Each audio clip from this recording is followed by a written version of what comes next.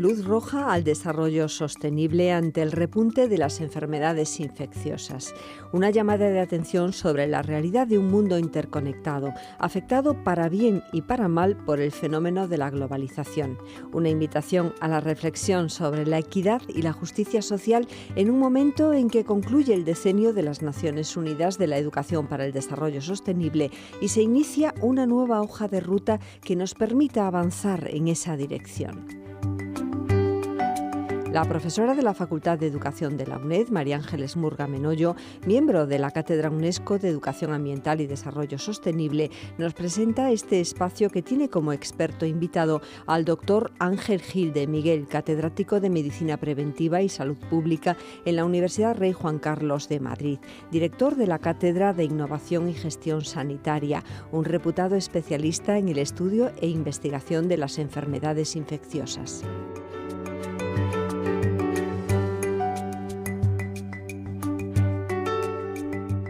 Buenos días.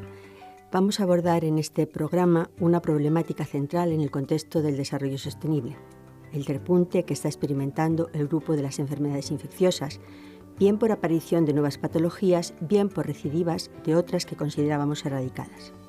Este retroceso afecta directa y en ocasiones gravemente a la calidad de vida de las personas y las poblaciones, finalidad principal del tipo de desarrollo que calificamos de sostenible. Cuento para ello con un reconocido especialista, el profesor Gil de Miguel, a quien agradezco muy sinceramente su presencia y desinteresada colaboración. Sé muy bienvenido, Ángel. Confío en que te sientas en tu casa porque estás en ella. Gracias por la invitación. Yo vengo encantado a la UNED y vengo encantado a hacer algo con la radio que realmente me parece un medio de difusión y de comunicación y de globalización, ¿no? Para transmitir. Yo creo que la globalización lleva a eso, ¿no? El transmitir toda la formación al rincón más escondido del planeta, ¿no? Y me parece que es una tarea fantástica por parte de la UNED.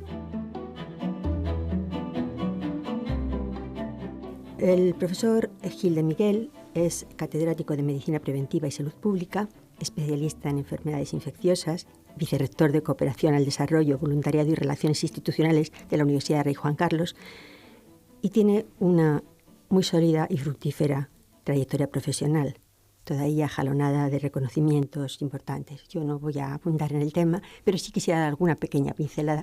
Es miembro de la Sociedad Española de Epidemiología, académico, correspondiente de la Real Academia Nacional de Medicina desde 2005, es premio de la Real Academia Nacional de Medicina por el trabajo Armas Biológicas, Químicas. Tiene más de 200 publicaciones, ponencias, actuaciones en foros, dirección de tesis. En fin, realmente el currículum es un currículum que corresponde a una persona que ha dedicado mucho trabajo, muy entregado al tema que nos ocupa. Para iniciar el tema, empezaré recordando que estamos asistiendo a cambios profundos en todos los sistemas que son necesarios para el mantenimiento de la vida sobre el planeta tal como hoy la conocemos. La escala de los problemas se ha hecho planetaria porque si el planeta como sistema natural es un todo integrado, hoy también lo es la humanidad. Por efecto de las tecnologías, las dimensiones social, ecológica y económica que rigen la vida de los pueblos hoy se interrelacionan a nivel planetario. Y la humanidad se ha convertido en un cuerpo social interconectado, en un sistema social global. A este fenómeno solemos referirnos con el término globalización. Bien, pues esto me va a dar pie, profesor Gil de Miguel, para lanzar mi primera pregunta. ¿De qué forma se relaciona la globalización con la calidad de vida en lo que se refiere a la salud? ¿Qué ventajas, qué inconvenientes se derivan de esta nueva forma de relacionarnos que estamos cada vez acentuando? Los efectos de la globalización sobre la calidad de vida, en el fondo, tenían que ser todos ellos positivos, ¿no? Pero lejos de ser positivos, al final están siendo negativos en el sentido de que están separando mucho más a la población y buscando realmente extremos. Estamos viendo cómo un determinado sector de la población pues vive en condiciones tremendamente buenas y un sector de la población cada vez se está empobreciendo más. Y esa pobreza al final tiene una repercusión muy, muy grande sobre el estado de salud de la población. Eso es lo que está haciendo que muchas enfermedades que teníamos ya olvidadas pues reaparezcan o resurjan, ¿no? La patología infecciosa hace 20 años pensábamos que las íbamos a conseguir eliminar casi todas ellas y lejos de eso pues realmente están reapareciendo. Reaparece sarampión, reaparece rubeola, aparte de las emergentes como ébola u otras, ¿no? Bien, pero cabe afirmar que en el caso del actual repunte de estas enfermedades infecciosas, los problemas de salud son realmente y sobre todo problemas ocasionados por la globalización, ¿o habría que considerar complementariamente otros factores? Hay que considerar otros factores, ¿no? Realmente no solo es eso, sino que hay que considerar otros factores que tienen que ver un poco con, digamos, la agresividad con la que a veces llega la globalización, sobre todo en los países más desfavorecidos, ¿no? Llega de una forma agresiva que termina rompiendo las estructuras que tiene la población, ¿no?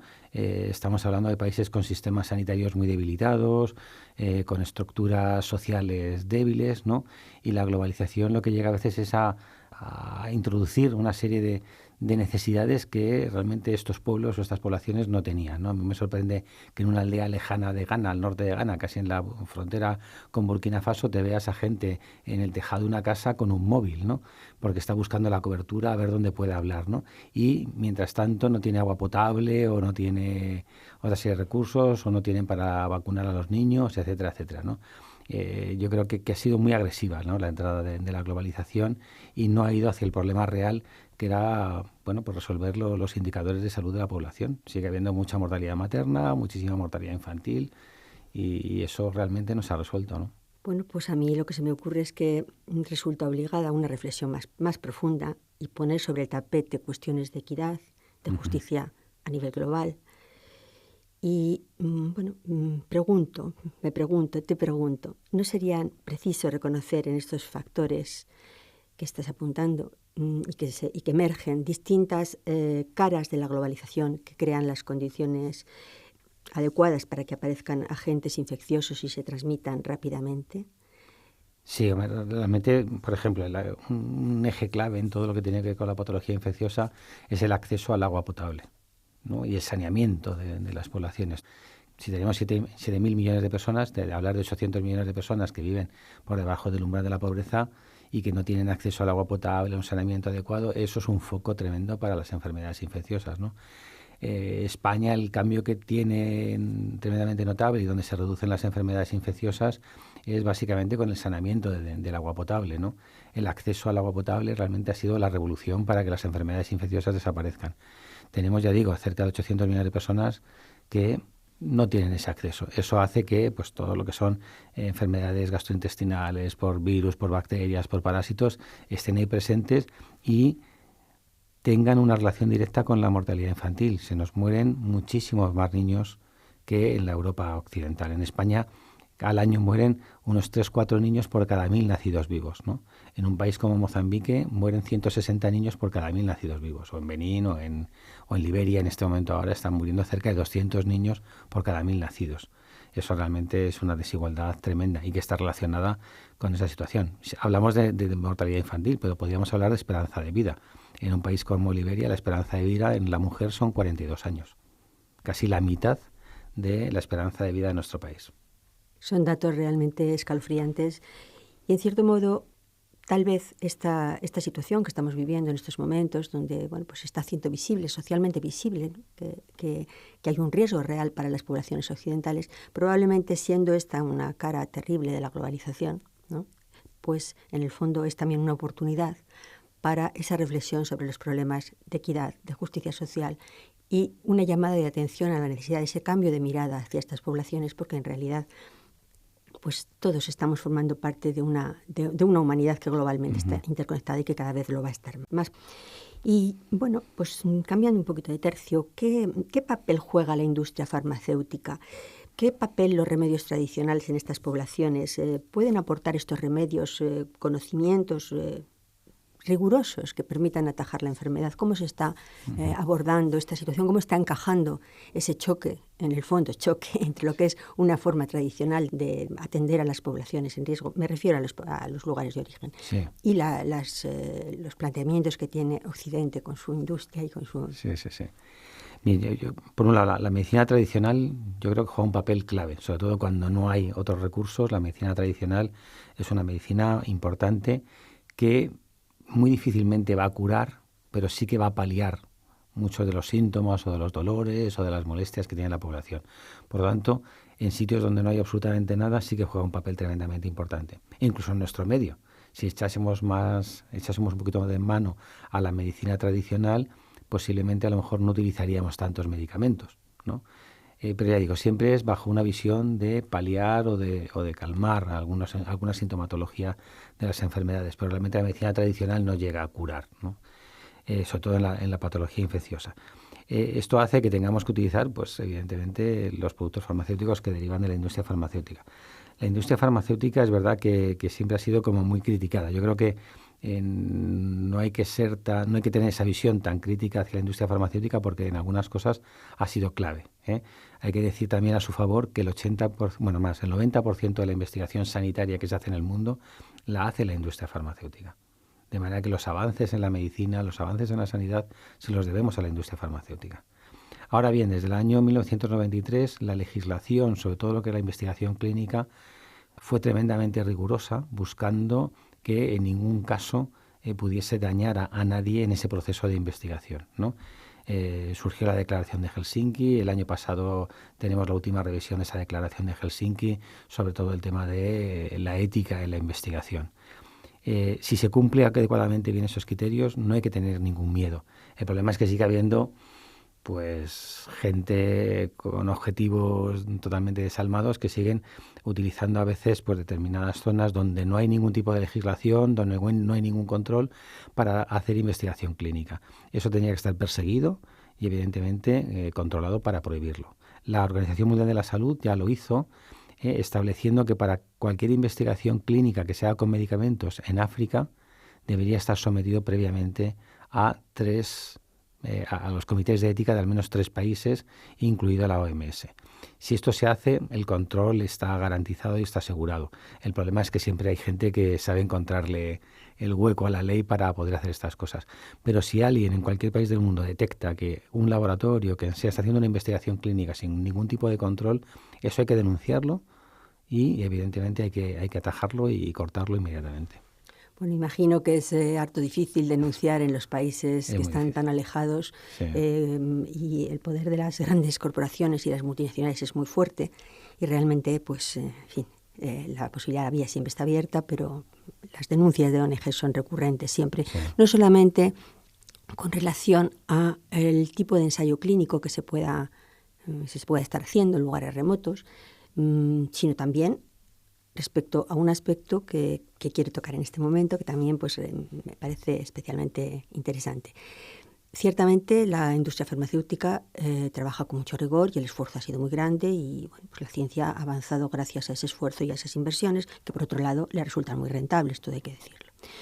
Pero también hay acusaciones muy, bueno, pues parecen muy fundadas en ocasiones por los argumentos que se aducen, de que la industria farmacéutica está utilizando productos activos que están en las plantas, que vienen siendo utilizados tal vez con menos eficacia, pero bueno, siendo utilizados por los pueblos indígenas, por la medicina tradicional, que incluso patentan parte de estos principios activos y al final resulta que, curiosamente, esos mismos pueblos que utilizaban ancestralmente, ciertamente con menos eficacia, pues tienen que pagar cantidades muy elevadas por los medicamentos que llegan a elaborarse a través de las farmacéuticas y de las patentes. Bueno, es un tema, me imagino, muy difícil y no pretendo yo ahora profundizar. Tal vez no se pueda decir nada en 2 minutos, que es lo que tenemos, pero bueno, sí puede aproximarnos un poquito a esto. Pues. Bien, es verdad que muchos plantas, productos naturales, evidentemente de ahí se han sacado gran parte de los medicamentos, ¿no? Y es verdad que cuando tú coges una planta determinada y haces con ella un manejo muy manual, muy artesanal, una infusión o tal y cual, es muy difícil que esas concentraciones puedan llegar a tener un efecto curativo, ¿no? Decíamos antes pues un efecto paliativo, que es un efecto positivo, pero no llegan a curar. Es verdad que esas plantas necesitan un procesamiento muy elaborado, químico, etcétera, etcétera, para llegar a convertirse en un medicamento que con una cantidad mínima del producto sea eficaz, ¿no? Y esa tarea la han hecho las industrias farmacéuticas. Y las industrias, tú lo apuntabas antes, las industrias pues evidentemente son empresas que tienen un fin de lucro, no son ONG sin ánimo de lucro, sino que buscan una finalidad de lucro, ¿no? Y al final, pues es verdad, terminan patentando ese producto que no le llaman la planta tal, sino que si termina teniendo un nombre estos complejos del compuesto químico que han extraído, etcétera, etcétera, ¿no? Bueno, yo creo que también que es verdad que ahí también tendría que haber un poquito más de justicia social, ¿no?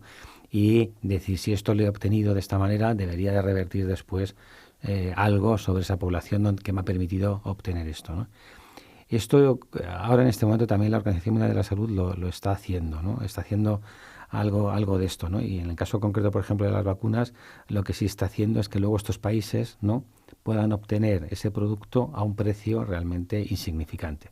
Es decir, usted se puede lucrar vendiendo este medicamento en España, en Finlandia o en Suecia, pero si lo quiere vender en estos países, la OMS regula eso y baja el precio hasta una parte insignificante, ¿no? Yo creo que esa es la parte un poco de contrapartida. Bueno, confiemos en que, en fin, la forma de mirar el mundo de estas grandes corporaciones vaya mejorando, pero mientras tanto yo creo que sería muy interesante que la legislación y la normativa estableciera medidas, sí, claro, límites, porque si no, pues en fin, yo creo el tema complicado. Estamos escuchando al doctor Ángel Gil de Miguel, catedrático de Medicina Preventiva y Salud Pública, en un espacio que nos propone la profesora de la Facultad de Educación de la UNED, María Ángeles Murga Menollo. Bueno, yo no he querido centrar la emisión en lo que en este momento tiene mayor actualidad entre nosotros, pero algo habrá que decir del ébola. Algo habrá que decir. La alarma social ha sido muy fuerte. De hecho, yo he tenido la sensación en ocasiones de que hablábamos casi prácticamente de un 100% de fallecimientos en el caso de la enfermedad. No es así. En África no es así, creo que es menos. Algo nos podrías decir seguro. Bien, del ébola sí decir que evidentemente es una enfermedad que conocemos ya desde hace muchos años, desde el año 76, que se ha focalizado siempre muy en el centro de África, ¿no? Eso ha sido pues un problema. Lo que pasa, ¿no? Al final tienes una enfermedad y la tienes localizada en África, y eso hace que el interés de todo el mundo, el interés desde el punto de vista sanitario, el interés desde el punto de vista comercial de las industrias farmacéuticas, etcétera, pues sea bajo, porque afecta a gente muy pobre, en una situación en países remotos, lejanos, y que esto nunca nos va a afectar a nosotros, ¿no? Eso, y lo dejamos ahí silente y pasan años y años, ¿no? ¿Qué ha sucedido? Pues que evidentemente en este momento ya no puedes delimitar tú que esto se quede solo en Liberia o solo en Sierra Leona, etcétera, etcétera, ¿no? Y eso es lo que ha sucedido en este momento, ¿no? Y lamentablemente, cuando empieza este brote en febrero de este año 2014 y vemos que poquito a poquito se va aumentando y aumentan los casos de forma exponencial, no de forma lineal, sino de forma exponencial, empezamos a preocuparnos, ¿no? Y cuando además estos casos llegan a Estados Unidos o llegan a España, salen de estos países, pues empieza la alarma. Y empieza la alarma y los laboratorios empiezan a darse más prisa en buscar nuevos antivirales, vacunas, etcétera, etcétera. Bueno, pues todo esto yo creo que detona una falta de ética de todo lo que decíamos antes, ¿no? Y de justicia social. Esto lo teníamos que haber empezado con este ritmo en los años 70, 80 y no ahora, porque a lo mejor ya lo tendríamos resuelto el problema, ¿no? Lo triste de esto es pues eso, que afecta a Liberia o afecta a Sierra Leona y parece que no. Y ahí teníamos que haber también dado todos un grito, ¿no? De decir, oye, no puede pasar ya esto nunca más en un país donde tenemos esta situación. Ya digo, salta a Europa, salta a España y aquí, pues hombre, hemos tenido un caso. No sabemos si esta última médico cooperante al final se confirmará, ¿no? Pero para un solo caso que me parece muy bien, pero hemos hecho un desembolso económico y demás para intentar curar y salvar a esta persona, que me parece fantástico y hay que hacerlo, ¿no? Pero tenemos que echar la mirada atrás y decir, ¿dónde está el problema? Si el problema no lo resolvemos en Liberia, en Sierra Leona y en Guinea-Conakry, realmente lo vamos a seguir teniendo, ¿no?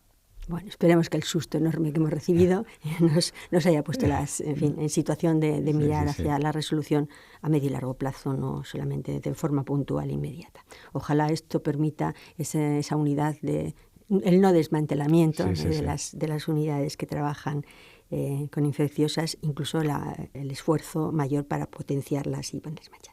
Y bueno, ¿qué nos dicen las tendencias entonces actuales del desarrollo, el comercio, las migraciones sobre el futuro de la propagación de enfermedades infecciosas? ¿Podemos apuntar alguna pequeña idea? Sí, o sea, es imparable. O sea, esto es imparable en el sentido, y por el trabajo, de alguna manera estamos desarrollando proyectos en determinados países de África, y el movimiento de las poblaciones en África son sin fronteras. O sea, realmente tú ves tribus que realmente están en varios países a la vez.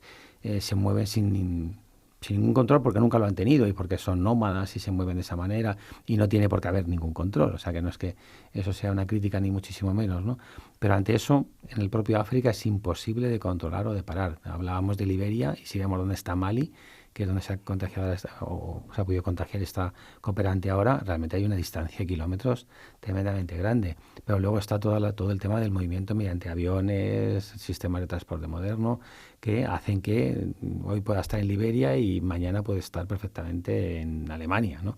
Entonces, eso es totalmente imparable, con un agravante que en el caso concreto del ébola, durante los primeros días, durante todo lo que es el periodo de incubación, que viene a ser 1 o 2 semanas, realmente pues es muy difícil de detectarlo, y las pruebas son negativas durante ese periodo. Por lo tanto, esa persona puede haber estado recorriendo varios países y afectando a mucha población, ¿no? Eso es incontrolable hoy en día. Déjame que pase a otro tercio, que cambiemos de tercio, porque me interesa mucho las enfermedades infecciosas de origen alimentario. Creo que esto es algo que en la población también tenemos la experiencia de enfermedades, tal vez infecciones menos, no muy importantes, pero seguro que por ahí también en el futuro vamos a tener algún otro susto, como el que hemos recibido con el ébola. La manipulación en este momento de los alimentos hace que, bueno, pues por un lado, el exceso de higiene en el mundo alimentario está controlando los brotes que teníamos tradicionalmente por bacterias como la salmonela, que es la más conocida, ¿no? Eso parece que lo tenemos en el mundo desarrollado, medianamente controlado, pero hay otros agentes que hoy por hoy desconocemos, que es decir, la manipulación desde el punto de vista genética de los alimentos, pues no sabemos dónde va a llegar. Es algo que posiblemente juegue un papel en un terreno de enfermedades que no se transmiten en días o en semanas, sino que se transmiten en años, ¿no? Entonces, eso no lo sabemos hoy en día y lo veremos de cara a un futuro, ¿no? Es verdad que todo esto se disfraza con la necesidad de tener alimentos y alimentar al mundo y demás, pero lejos de alimentar al mundo, al final el maíz transgénico se está consumiendo más en Europa y en Estados Unidos que en África, ¿no? Si se trata de que tengamos un producto a gran escala y que pueda alimentarse todo el mundo, pues realmente no. Lo que estamos viendo es que al final sirve pues para que se comercialice más y llegue, además de una forma envasada muy tecnológica, que llegue a los países más desarrollados. El efecto de eso, lamentablemente, hoy por hoy no lo sabemos, ¿no? Sí que es verdad que en otro orden de cosas también la propia industria farmacéutica lo está aprovechando para poder, a través de estos productos, poder incluir algunos medicamentos que el día de mañana pudiesen servir para tratar determinadas enfermedades. O sea, que queda mucho por hacer y mucho por hablar, y si se maneja bien, es como todo, como la alta tecnología, si se maneja bien, el resultado será bueno y positivo para todo el mundo. Pero si se maneja con intenciones malas y negativas, pueden hacer mucho daño a toda la población. Bueno, lo que está claro es que es un tema muy complejo que no se puede despachar en 2 minutos. No. Aunque también está claro que el argumento que a veces esgrime de esa necesidad de alimentar a la población mundial, pues tampoco está muy justificado cuando, por otra parte, estamos conociendo que se destruyen toneladas de alimentos. En fin, tema complicado.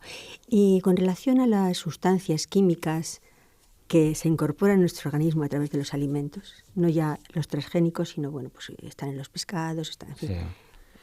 Es verdad que para todo lo que es conservación y demás estamos añadiendo muchas sustancias químicas, que ahí sí que ya hay datos. Ya hay datos del efecto cancerígeno de alguna de estas sustancias. Hay un grupo muy potente de Barcelona, de la Autónoma de Barcelona, trabajando en ese tema, además del efecto sobre la salud y el efecto cancerígeno, ¿no? Yo creo que ahí sí que se haya hecho una llamada de atención del cuidado del manejo de estas sustancias, porque puede haber un efecto muy directo, como afectando a genes que después pueden inducir la aparición de cáncer. Es un aspecto. Luego hay otro aspecto muy importante y que tiene que ver, de alguna manera, con la aparición de estas sustancias e inducir a veces tipos de reacciones alérgicas relevantes o importantes. Y también hay un efecto muy descrito, que es el efecto sobre la capacidad de reproducción del propio ser humano, ¿no? Todos estos efectos que vemos ahora de la infertilidad, ¿no?, de la pareja, que a veces achacamos lamentablemente más a la mujer. El hombre somos muy dados a decir la culpa la tiene la mujer, ¿no? Y lejos de que la culpa la tiene la mujer, a veces lo que estamos viendo en este momento son alteraciones realmente en la capacidad reproductiva del varón, ¿no? El efecto de esas sustancias químicas es una reducción del número de espermatozoides, de transformación y anormalidad de los espermatozoides y por tanto la incapacidad de fecundar, ¿no? Y es un efecto nocivo también y perjudicial para la población. Sí, ahora justo cuando te estaba escuchando, creo recordar una investigación en Granada sobre la forma en que a través de la leche materna pasaban determinadas sustancias a los bebés también, en fin. Hay mucho que trabajar, hay mucho que avanzar. Bueno, pues nosotros estamos llegando al final de nuestro programa. El tiempo siempre se hace corto. Una última pregunta. Bien. Nos gustaría saber tu punto de vista sobre la situación en la que vivimos, en la coyuntura en la que nos está tocando seguir avanzando.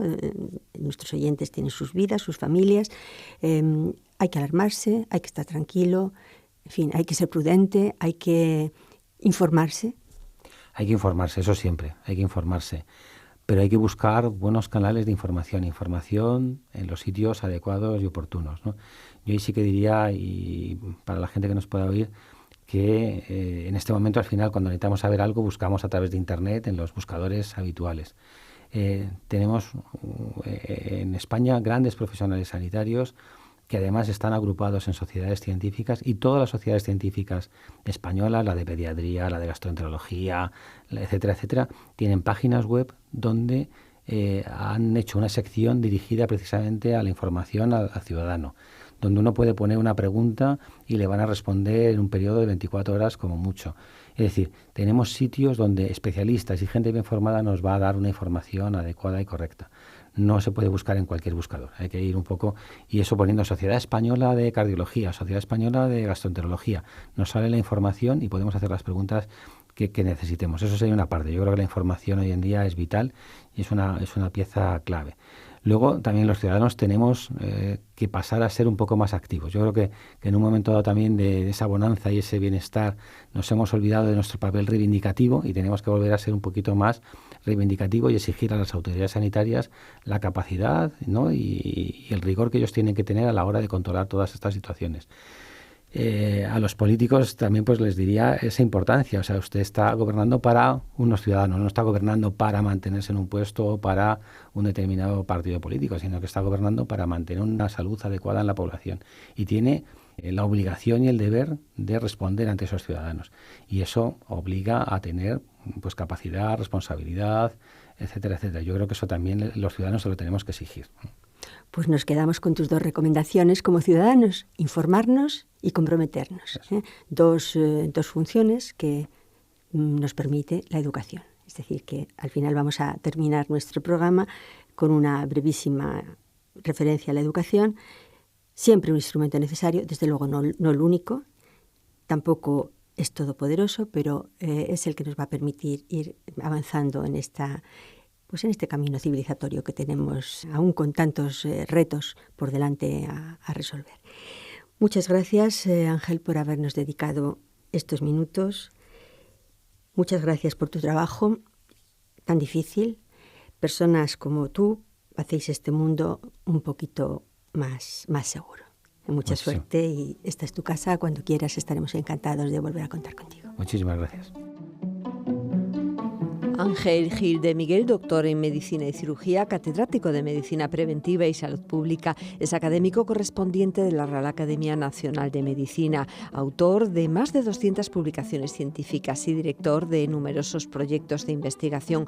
Actualmente es vicerrector de Cooperación al Desarrollo, Voluntariado y Relaciones Institucionales de la Universidad Rey Juan Carlos de Madrid. María Ángeles Murga Menollo, profesora del Departamento de Teoría de la Educación y Pedagogía Social de la Facultad de Educación de la UNED, es miembro de la Cátedra UNESCO de Educación Ambiental y Desarrollo Sostenible, un reconocido espacio de docencia, investigación y transferencia del conocimiento en este campo de estudio. Sin distancias, un programa de la UNED en Radio 3 y cuando quieras en canal.uned.es, con enlaces de interés sobre los temas propuestos.